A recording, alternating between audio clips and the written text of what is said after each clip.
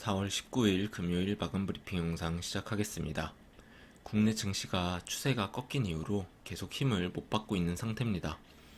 저번 영상에서 말씀을 드렸듯이 달러 환율 급등에는 장사 없죠. 종목은 조작이 있을 수 있어도 외환은 조작을 할 수가 없습니다.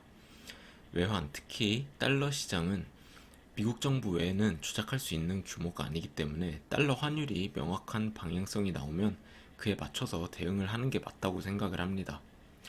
어쨌든 예상했던 대로 코스피와 코스닥 모두 하락 추세로 완전히 꺾여 들어온 상태고요.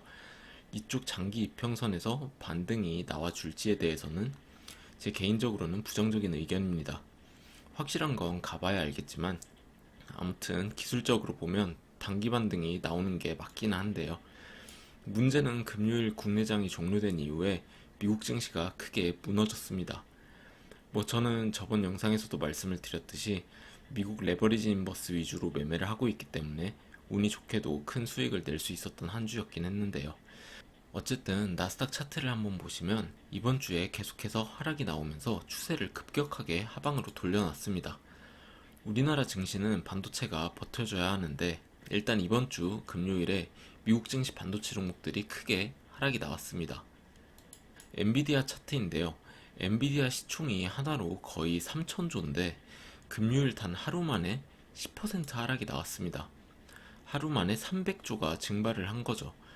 반도체 대장주가 이렇게 큰 하락이 나왔고 AMD나 그리고 TSMC 같은 부대장급 종목들도 하락 추세로 접어들었기 때문에 국내 증시가 이걸 어떻게 받아들이고 움직일지 잘 지켜봐야겠습니다. 어쨌든 확률상으로 국내 반도체 종목도 부정적인 영향을 받을 확률이 아무래도 높겠죠.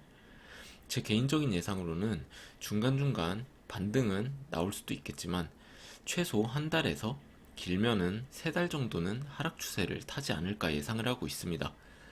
어디까지 내려갈지는 알 수 없지만 그동안 버블처럼 상승한 증시가 한 번에 터지는 리스크도 분명히 존재하기 때문에 매매를 최대한 보수적으로 조심해서 해야 할 필요가 있는 시기라고 생각이 됩니다. 국내 증시만 투자를 한다고 하더라도 점점 글로벌화가 되면서 다른 시장에 영향을 많이 받게 되었기 때문에 제대로 투자를 해서 수익을 내려면 외환이나 유가, 미국이나 중국 증시의 트렌드도 같이 보면서 해야 하는 시대라고 생각을 합니다. 이제 하락 추세로 막 접어들었기 때문에 상황을 봐서 최대한 좋은 위치에서 포지션을 정리를 하는 것도 좋은 방법이라고 생각을 하고요. 지금과 같은 시기에 물려 있으면 우량주라면 언젠가는 다시 평단까지 올라오겠지만 그만큼 큰 수익을 낼 수 있는 기회를 잃게 됩니다. 큰 수익을 못 내더라도 욕심을 줄이고 항상 시드를 지켜가면서 천천히 불려나가는 방향으로 매매를 하는 것이 가장 중요하다고 생각을 합니다. 시드가 온전한 투자자만이 기회가 왔을 때 잡을 수가 있기 때문에 항상 자금 관리에 신경 쓰는 것이 제일 중요하겠습니다. 투자 방법이야 각각의 투자자들마다 성향이 다르기 때문에 자신에게 맞는 방법으로 투자를 해야겠습니다만 모든 투자자들에게 적용이 되는 공통적인 부분은 꼭 지키는 것이 시장에서 오래 살아남는 방법이라고 생각을 합니다. 항상 일정 비율 이상 현금을 보유하고 종목에 몰빵 투자를 하지 말고 분산 투자하면서 생각대로 안 움직일 때는 과감하게 손절을 하는 이 세 가지만 항상 마음에 새기고 매매하는 게 중요하다고 생각을 합니다. 사실 저도 이 세 가지를 지키면서 매매를 하게 되기까지 꽤나 오랜 시간이 걸렸는데요. 확실히 그 이전과 이후의 수익률을 비교를 해보면 엄청난 차이를 보입니다.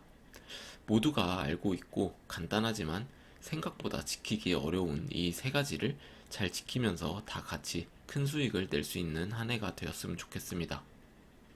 오늘도 시청해주셔서 감사드리고요. 좋은 하루 되시기 바랍니다. 감사합니다.